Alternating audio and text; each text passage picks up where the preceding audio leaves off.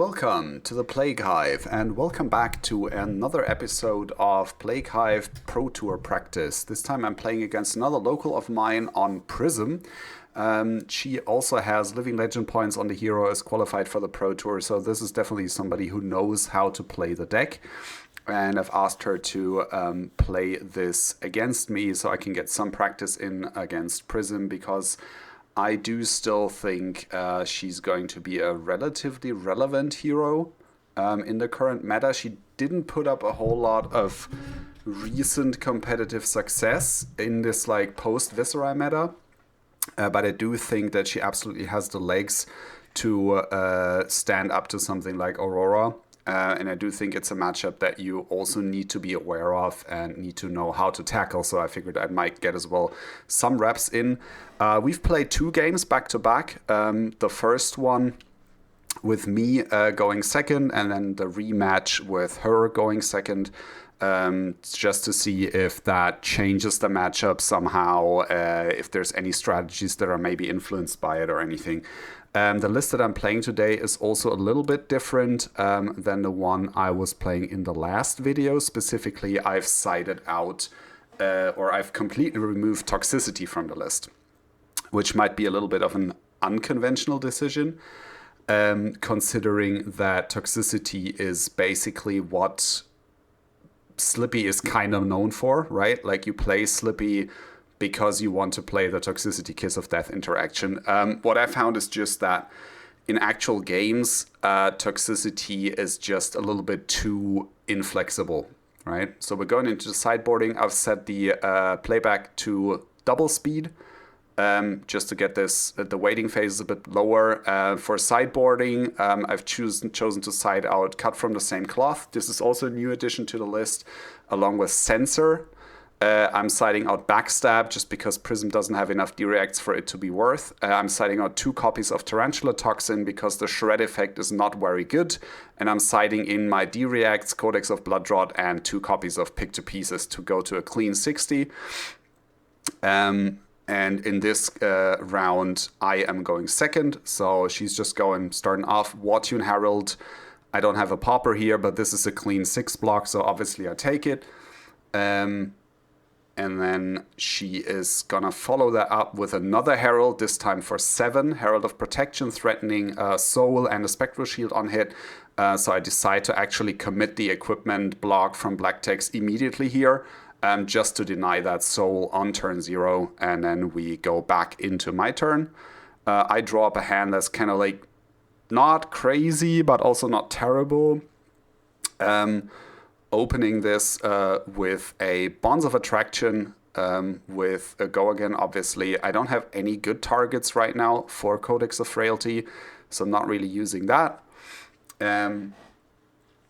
She just no blocks this because, like, I get it, why would you? I hit a yellow off the top, banish another yellow, gain a life. Pretty nice, not ultimately super relevant.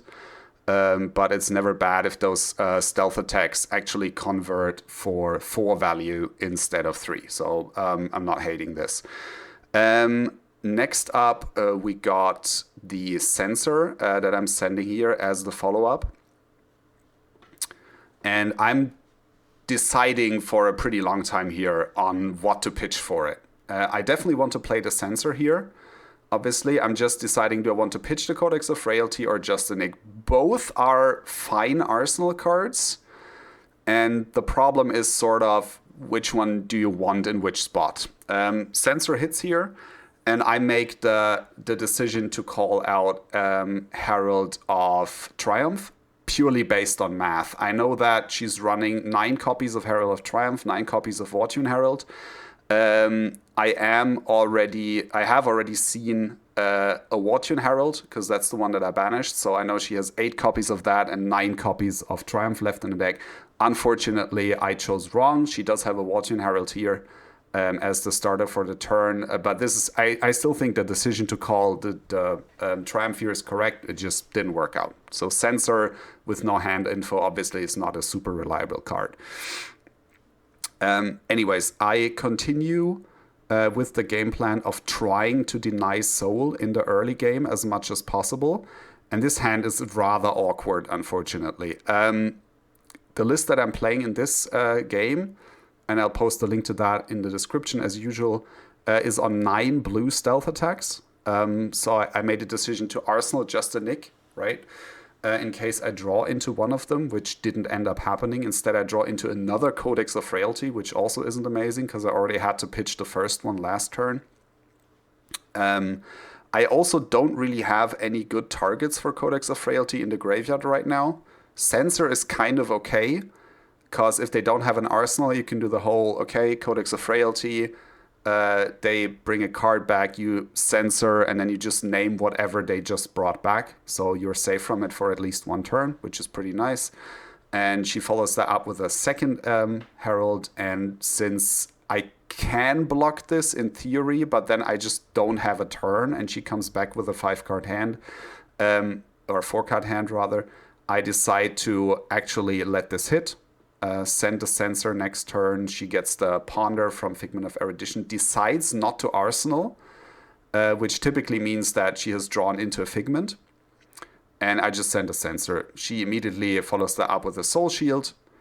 Fine. 2-card hand. She just puts down a Pierce Reality and passes. So this is actually pretty good. For most assassins, this situation would be kind of annoying because Pierce is absolutely an aura you have to clear. Especially if you run a deck that doesn't have a lot of poppers. But because of the way that Slippy works, everything you play has go again anyways. So we're going with Bonza Agony here. We're getting rewarded for having that Just a Nick in Arsenal from the earlier turn. So that's pretty good. Choose both modes for Just a Nick. Then we use Mantle to push that up. And then for our last reaction, we're using Black Text here. We already blocked with them, so we're not losing the block value here. It's not super likely that you get to rebuy Black Text in this matchup. Even if Leave No Witnesses hits, they just don't run enough reds to generate a lot of silver. But it's fine. They block us with a Herald of Ravages because they have 2 of them in hand. Makes sense. And then we have a Herald of Protection and a Herald of Judgment. Judgment is kind of like, it's just a 2 for 6. Like the on-hit effect is completely irrelevant in this matchup. So I decide to go for the Herald of Protection because I know that they run that in red since we already saw one of them. So we're choosing this one, and then we're choosing the 2 remaining copies that are left in deck. For some reason, I don't really see the last one here, so I'm kind of confused, but I eventually find it. So I'm just going through her deck to see if there's any like big surprises. That All You Got definitely did surprise me a little bit. And then I see that she's running the Arclight Sentinel, and she's also running a total of 4 copies of Angelic Wrath, which is definitely a card that I'm trying to track in this matchup. Since I don't run any Paupers, and Angelic Wrath is typically what they use to punish you for blocking a Herald, actually. So that's definitely something that I'm aware of. But I'm already off to a good start here. I hit a Bonds, they're at 16, I'm at 33.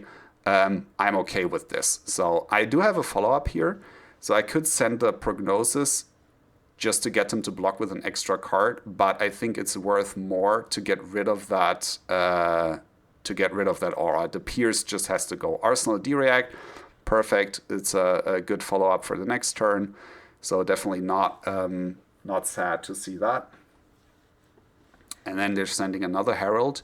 We already have a D-React in the Arsenal. We're drawing into another D-React, so this is a little bit awkward here, because normally this would just be like block 6. What ends up happening is I block 3 and then I block 4 with the Shelter. Overblocking a little bit, it's fine. Not the end of the world. And they just Arsenal and ship it back to us. My turn here, the line's very clean. I just go Kiss of Death into Infiltrate. Not a really flashy turn, but Kiss of Death, if it's not blocked, which will be the case most of the time, is effectively a 1-card 6. So this turn is basically 2-card 12, sort of. Flick the Kiss of Death, total of 6 damage. They let Infiltrate hit, which is another 3 damage, and then it banishes a Herald of Protection off the top, which we can play in our next turn if we wanted to. They followed up with a Herald of Triumph. This is a little bit awkward because I have that D-React in Arsenal. I draw into another sink here. So there's no clean block here since I don't have the black text available. I definitely don't want to give up Flick Knives this early into the game. And giving up Tunic before you've actually used the resource on Tunic is also kind of awkward. So there's like, there's no clean block here. Like Crown of Providence plus a 3-block would work. The problem with that is that you normally want Crown of Providence to be available for an Herald of Erudition.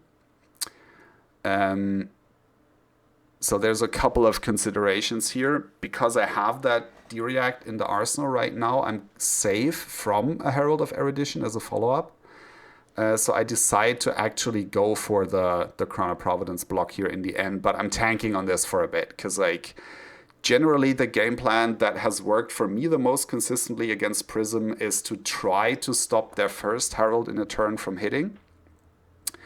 And then if the second one hits, you know, it's not amazing because they still get the soul, they get the figment, but at least their turn's over, right? If you let the first Herald hit, they can do the whole Herald, Angel, Herald combo, which is just kind of, not great. And then I use the Sync from hand here to clean that up, over blocking for a little bit. They do have the Wrath here, which is fortunate for me because I do have the second Sync to cover that up. Which means they just sending another Herald from the arsenal here as the follow-up, and they will be going into their next turn with a 4-card hand, no arsenal, which is generally where I want the Prism to be. Prism on 5 cards just has a lot more options for how she wants to play her turn, so this is a fine result for me. They do decide to cash up in Bellona immediately, which is interesting. Probably just making sure they get some value from Rapture. So that's fine. They use the Soul Shield here. So I know they're already going to be on only 2 cards for their next turn. So that's fine. And I use Tunic and pitch the Leave No Witnesses to send the Herald of Protection simply because it's 2 more damage and then 1 extra value from the Spectral Shield that I make when I hit with this. So the idea is just, okay, I get to convert this card for like 3 more value than the Leave No Witnesses. Leave No Witnesses might be hitting a red off the top to make a silver. Not super likely to happen, so I just figure, okay, whatever, we're fine with this. They're sending Herald of Triumph for 8 off of the Courage, which is rough. That's a big chunk of damage. Does not have Go Again, though. So we can see how we sequence this turn together. There's no good way of blocking this out. And generally, if you have the life totals, my go-to strategy for when you cannot cleanly block a Herald is to just not block the Herald, provided you have a hand that can convert or you want to set up an arsenal or something. Again, they choose to flip the Angel immediately, basically treating this like an aggro matchup where you just cash in the Angels off of Rapture for Ward 4. You don't really care about attacking with them too much. It's really just about, okay, here's 4 extra life that I get to make. It's fine. And then I choose to follow this up with an Infiltrate and set up the Prognosis in Arsenal for a later turn. They choose to respect the Infiltrate this time. I am flicking here to get an extra 2 value. And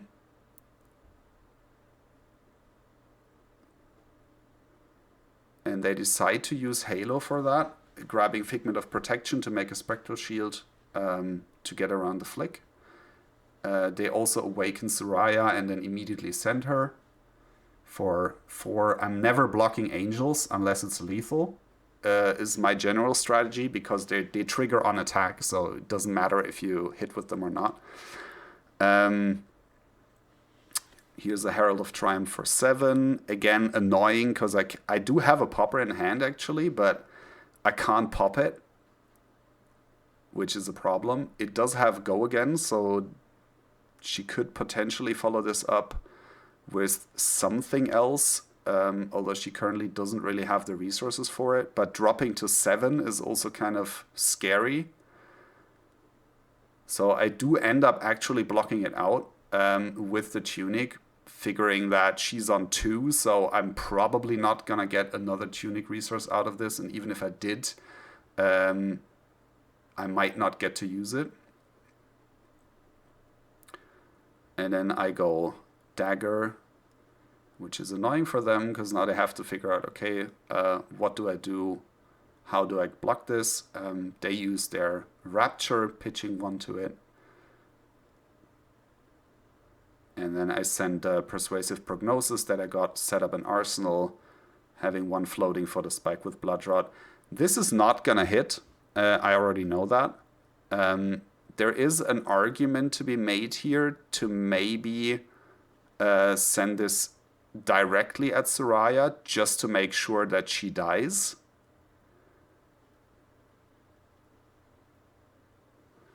But I figure I have Flick Knives and I can get over the top, so she could have awakened the Figment of Protection here. And she is deciding to do that because she wants to dodge the disruption along with the extra Bloodrot Pox, because that would kill her at this point. So she has to give up both angels here. So this Herald of Erudition is awkward for me. I have no way to block this. I could put like 3 in front of it, but there's no point. Again, if there's no way to cleanly block a Herald and you don't die from it, generally my plan is to just not block it. And I'm at 9 currently, so this is like, I'm still a good way away from just dying to a Herald of Ravages, so fine by me. And I have very consistent pressure and tempo in this matchup so far, so this could be a pivot. Herald of Erudition hitting obviously draws them 2 cards, gets them another angel, so that's pretty tricky. But the Rapture is gone, so they have to actually pay for their angels now. And this is just a Herald of Protection for 5. So what ends up happening here is I just value block. I have no good way to convert this this blue in my hand. So I just block 3 with it so I don't go down even further. I would be at 4 otherwise. 4 starts to be the territory where they could just grab Figment of Ravages and just ping me to death. And then I just go pick to pieces. They block 3, obviously. I flick here.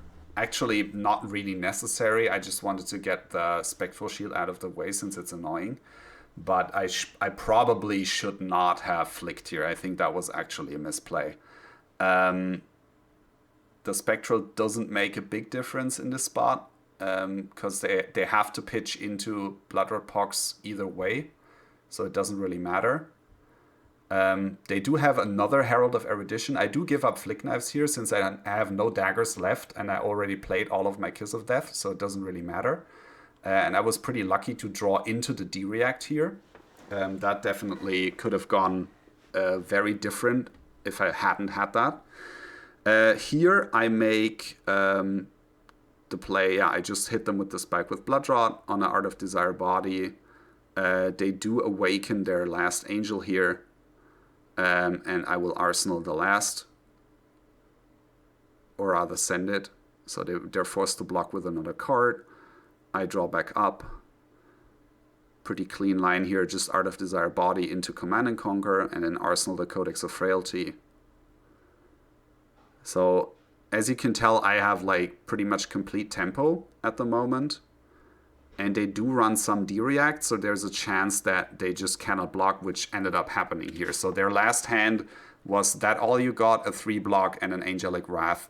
So they could have blocked 3 here, but they're still dead to the Command and Conquer at this point. So, okay, that was the strategy in game 1, was basically go second, just kind of try to deny Soul early, and then just use the consistency, the above rate attacks that Slippy has access to, and the occasional disruption to just kind of go carry the game, right? The thing about Slippy is that their damage or their value per card is only above rate if the opponent does not block, which helps a lot against a deck like Prism that is very heavily incentivized not to block. So anytime I hit with like an Infect or like Kiss of Death or something, that extra damage that would normally not apply when the card gets blocked just goes through, and my 2-card ants actually end up being worth way more than 6. Right, so in game 2, like I said, we decided to go the different way and see what happens if I have to go first. My opening hand is pretty clunky. I have 2 codexes, a D-React, and the 1 Tarantula Toxin that I still have left in the deck. It ends up being okay, since I dagger twice, leaking 5 damage in total, and then just get to Arsenal the D-React, which is pretty good, since I do draw into a popper on the Wartune Herald. Pretty nice. They use their footsteps, obviously, to send the second one. It's a Herald of Protection, and I have the option of simply going block and then D-React to completely block that out. Again, I do try to deny Soul as much as possible, and specifically Herald of Protection is a Herald that has a really annoying on-hit, since the single Spectral Shields in this matchup can be so good against specifically Flick Knives. The swingback is honestly kind of mid. My plan originally was to just send the Art of Desire Might and Arsenal the Razor's Edge, but since they played that all you got here, I choose to deploy the Razor's Edge to deny them the card draw, banish a card off the top. It's not a blue. Like, they run 14, 15 blues, something like that. So it can happen. It's not super likely, so I don't sweat it too much. Here we have the option of going black text plus the shelter to block out this Herald of Triumph, or just block with any of the 3 blocks. I choose to go for the clean blocking line here.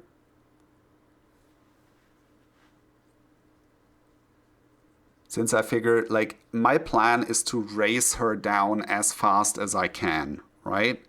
I don't try to play the long game. The longer the game goes, the better for her. The more time she has to set up something and find the cards she needs to win. So I try to end this as fast as possible.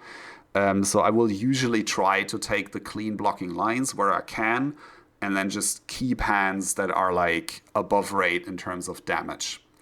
I start with the Infiltrate here instead of the Kiss of Death, with the logic being, if she doesn't block this and I hit a Herald off the top, I can use the Mantle to pay for it.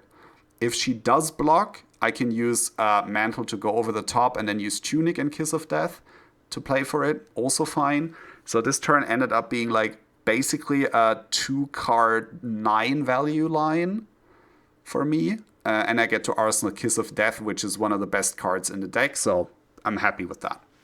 And I get to keep my Tunic counter. So all in all, pretty good turn. There's also an argument here to start with the Kiss of Death into the Infiltrate and then just Arsenal the Mantle. I think both lines are valid. Just depends on how you want to play it. I think both lines are decent. Generally, I value an attack in the arsenal a little bit more than a reaction. As you can see from this hand, I only drew up a single attack here, the Infect. So if I had, in fact, blocked with the...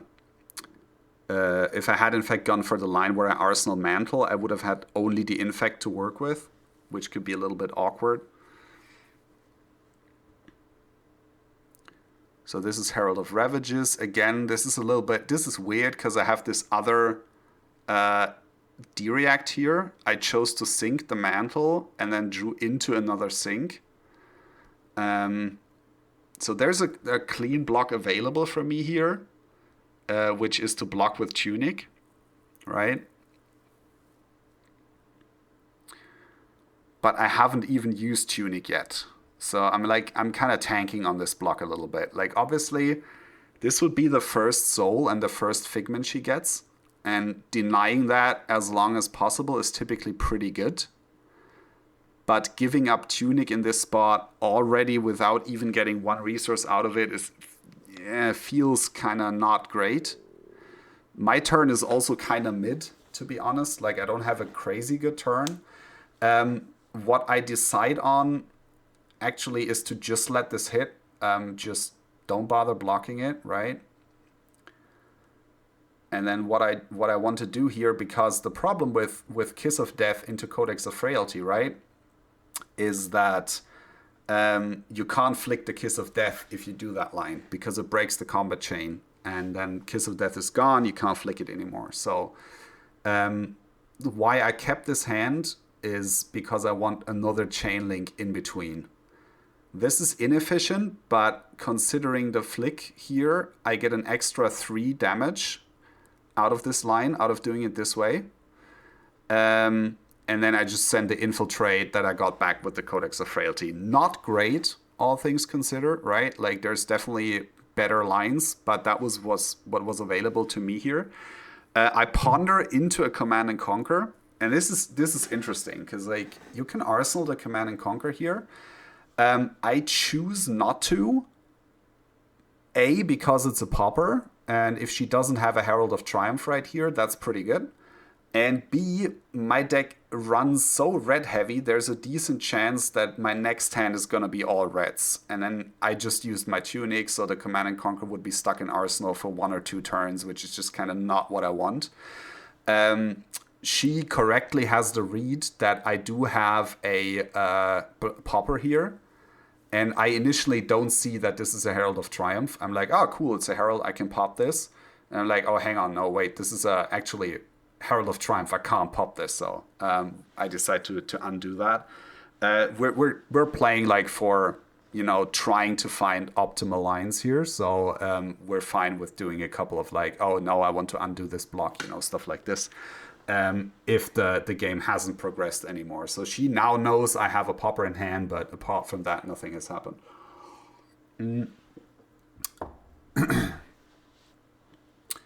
Hand otherwise is pretty awkward, honestly. I don't really have any way to convert this hand super efficiently. Sensor, in theory, is good when you have Tunic, and typically pretty awkward otherwise. So again, I kind of tank on blocks a little bit here with the strategy that I want to try to like block the first Herald out.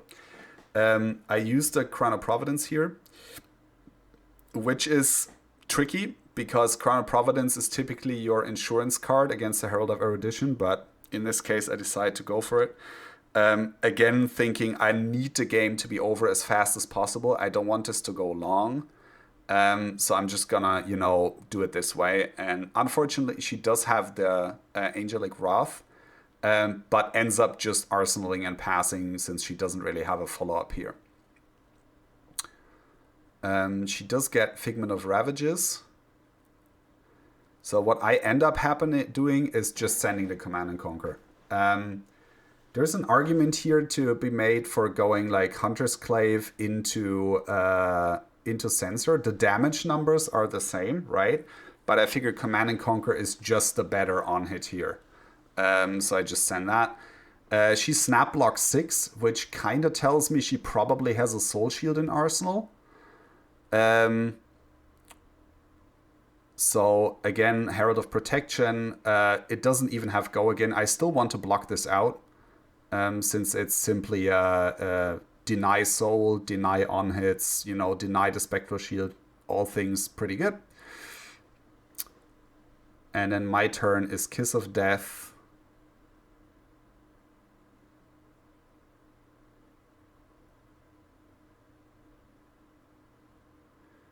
They let that hit. And then I send Hunter's Clave into Censor. Fortunately drew into blue, otherwise this line would have been a little bit awkward. All right, so they're letting the sensor hit here. Deciding to not block this. I flick Kiss of Death, obviously. They do use their calming gesture to make a spectral to deny it. And now it hits. So the fact that she didn't play a soul shield from Arsenal here means I know she doesn't have a soul shield in Arsenal, which means her Arsenal card is probably something valuable and something big. So I was thinking, do I name Herald of Triumph or Herald of Erudition here? And I figured I'm at 27-1. I can take a Herald of Triumph if necessary. The only thing that really blows me out here is getting hit by a Herald of Erudition, maybe combined with some kind of Halo line where they draw a whole bunch of cards, and then I just kind of like get locked out of the game, because that can happen against Prism even when they're on 1. So I figure I just name Herald of Erudition, and it looks like she actually has a Herald of Erudition in Arsenal here. So the sensor definitely did its job there. Again, I'm just going with the line, block the first Herald, let the second one hit. It's fine, you know. And my turn is just Art of Desire Body into Infect. And if she wants to protect that Angel, she has to block here, which I'm fine with.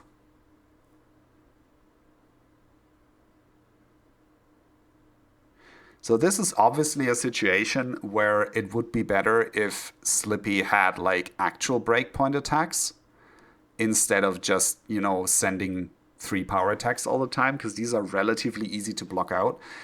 She does have the Herald of Erudition in Arsenal that we know about from last turn.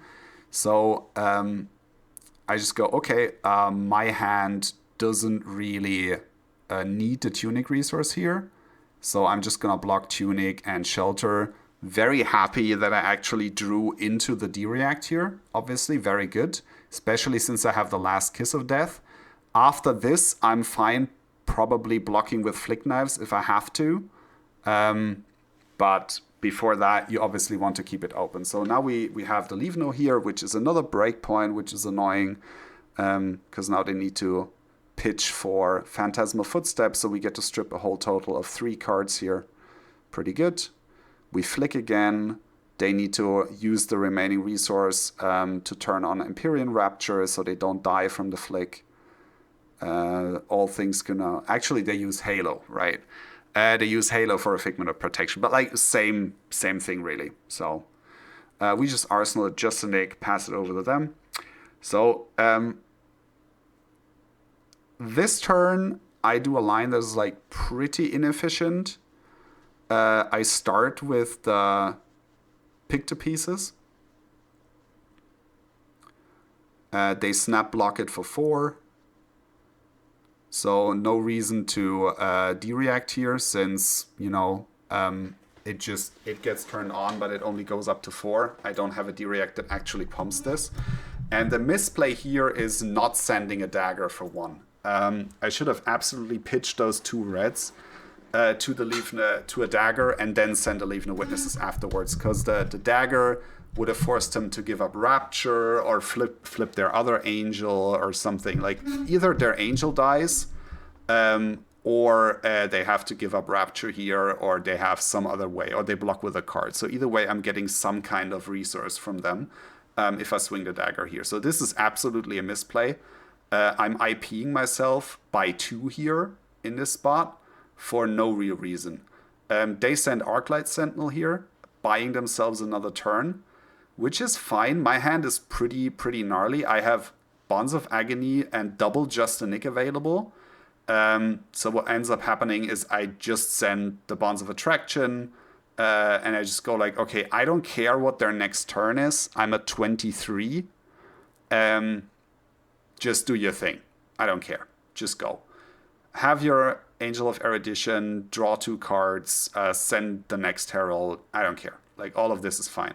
They also only drew blue Heralds, so like, this is pretty good. I could have been at like 4 less life total if those Heralds were red, but I still don't really care. This is fine.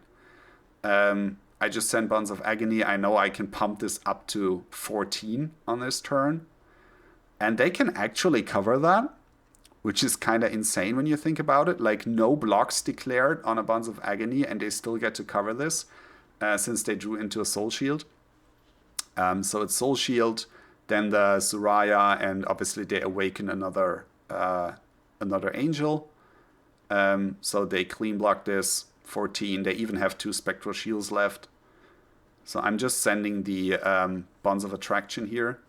I mean, they're at 1, so all of my stealth cards are functionally identical at this point. The red ones anyways, except for Pick to Pieces. So we arsenal this. They just arsenal, pass it back over. We did actually draw into Pick to Pieces here, which is pretty good. So we're going to send that.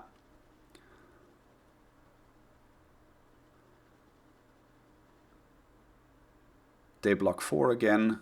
We use Take Up the Mantle, pump that up to 6. They do have another Soul Shield, so they can go to 10 here, block that, and then I just send the Infiltrate. Or Out of Desire Body. Like I said, it's kind of irrelevant. All of these are basically identical. They use Rapture to make another ward, but we use Flick Knives to kill one of them and then exactly kill her. So this is exactly lethal. So as we can see in both games, whether going first or second, the game plan of try to block Heralds to deny Soul in the early game. If you can, deny the first Herald every turn and then just send back good 2-card hands has worked out pretty well. Definitely got a little bit lucky with drawing the D-reacts on the turns where I needed them, specifically against the Herald of Erudition. And also definitely got a little bit lucky with seeing all of my Kiss of Death in both games relatively early. Like in both of these games, we were still within like the first half of our decks or so. So getting to see the Kiss of Death that generally converts to 6 damage in this matchup is pretty solid. Definitely can't complain about that. So yeah, that's the Prism matchup. Let me know in the comments below the video if there's anything that you think I could have done differently. I pointed out a couple of misplays that I made. Also, definitely let me know if you think there's a game plan that Prism could do that makes this matchup trickier for Slippy to handle. If there's like any lines, maybe some of you are like experienced Prism players or you have an experienced Prism main in your locals that plays the matchup differently. Let me know about that.